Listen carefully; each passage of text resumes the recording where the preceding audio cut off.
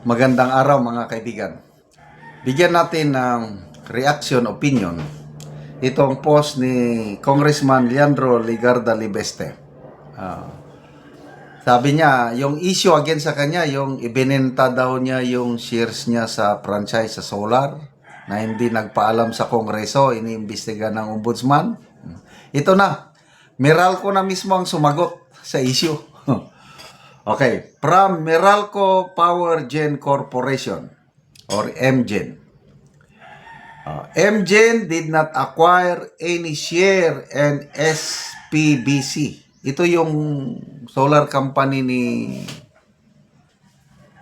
Congressman Libeste, itong SPBC, which was awarded a congressional franchise through Republic Act 11357. Moreover, MGen is not privy to any transactions of SPBC. In addition, SPNEC's business and operations are not dependent on the franchise mentioned. We hope that this clarifies the issue and lays to rest the disinformation coming out, especially in social media, said Attorney Krister Gaudiano, MGen Head of Sustainability, Corporate Communication, and External Affairs. So, media statement ito ng Meralco Power Gen Corporation. 11 January 2026. Meralco Power Gen Corporation today clarifies that SP New Energy Corporation, ito ata yung kumpanya ni SP New Energy Corporation is a separate and distinct corporate entity from Solar para sa Bayan Corporation. MGen did not acquire any share in Solar para sa Bayan Corporation or SPBC, which was awarded a congressional franchise through Republic Act 11357 to construct and install and operate microgrids in remote areas. Moreover, MGen is not privy to any transactions of SPBC nor to any circumstances that may relate to its compliance with its franchise. MGen's investment in SPNEC did not violate any law or regulation.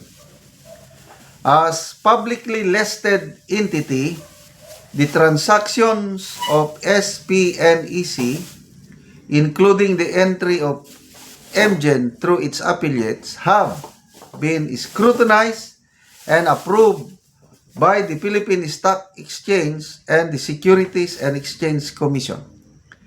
In addition, SPNEC's business and operations are not dependent on the franchise mentioned. We hope this clarifies the issue and lays to rest the disinformation coming out, especially in social media, said Attorney Krister Gaudiano, MGen Head of Sustainability. So, yun.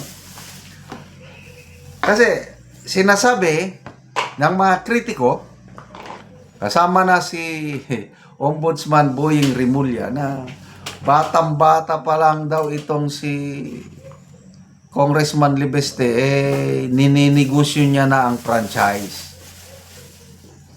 So, iniimbestigahan ngayon ng ombudsman si Congressman Libeste yung alleged pagbenta daw niya ng shares ng kanyang solar company na hindi nagpaalam sa Kongreso. So tingnan natin sino ang mapapahiya dito. So may magkakaibang kumpanya, solar para sa bayan, ito yung may franchise. Ang naiintindihan ko dito, ang kay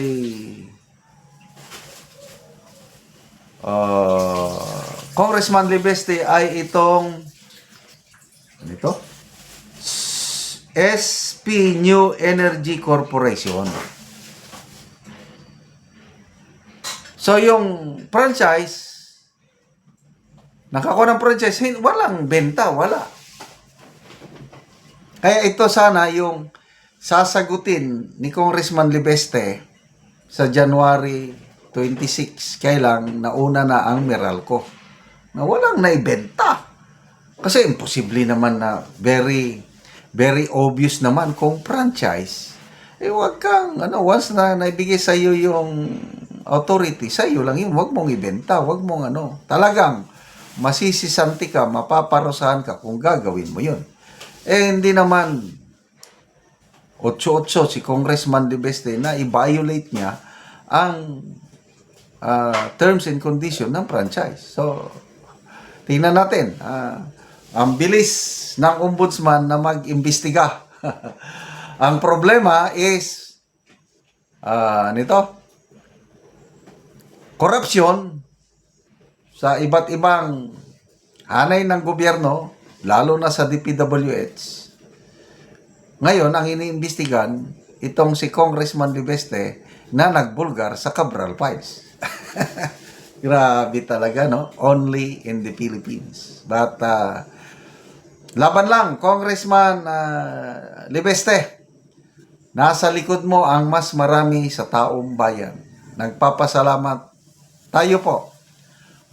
Magpasalamat tayo at meron tayong Congressman Libeste, Congressman Barsaga, Congressman Eli San Fernando, mga tatlong Gen Z na nagsasalita lumalaban sa korupsyon, hindi sila takot. So, ito, maliban sa Ethics Committee complaint na isasampa kay Congressman Libeste, dinagdagan investigasyon tungkol sa kanyang solar business na inaakusahan na binayolate niya ang franchise. But ito ngayon lumalabas, Meralco na ang nagsalita na walang naibenta. So, good luck po sa ombudsman sa pag-imbestiga nyo kay Congressman Leandro Libeste. Salamat mga kaibigan sa inyong pagsubaybay sa ating channel. Nakakatulong kayo ng malaki sa tribong Talandig ng Bukidnon dahil ang sweldo natin sa channel na ito is pantulong po sa tribo. Namimigay tayo ng libreng yero at pako para makapagpatayo sila ng mas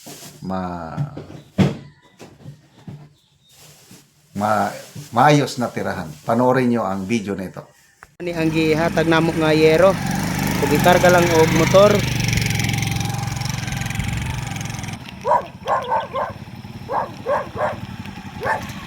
Abot na gyud ang yero.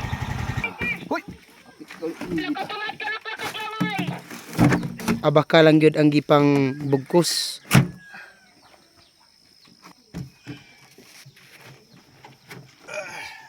Karon dalo na pod ni Kuya sa yang payag sa tabok. So baklay pag yun, layo pa. So dito pagid sa tabok ang payag ni Kuya. So tabok pagid sa sapa.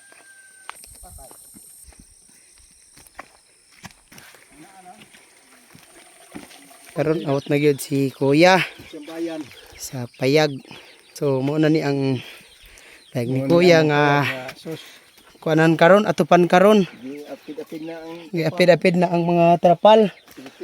Makita gyud nato og silipin og trapal lang. Naa na mga tubig nga na kuan sa trapal na butang tungod sa ulan. Maupod ni ang itsura sa ilang sulod sa ilang gipuy-an. So trapal lang gid in town. So mag-atop na gyud.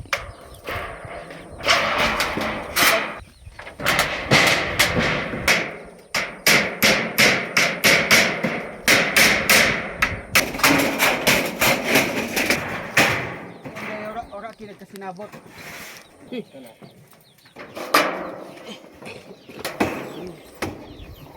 O karon humanag gyud sa pag-atop og maayo na gyud nga tan-awon kay di na pa sa pareha sa ganina nga mga trapalang og silupin. Makita gyud nato nga dili na gyud sila maulanan. Salamat kay sa Ginoo nga sa naghatag og sin niya, di na gid ulanan. Oo. So pila gyud nanay ka tuig na nga nagantos mo aning gaulanan lang trapalang inyong atop? Murag mga dugi-dugi na ni. Mga tulo duha ba ka tuig? Katuig. Duha ka tuig. So salamat kay nanay. Oo.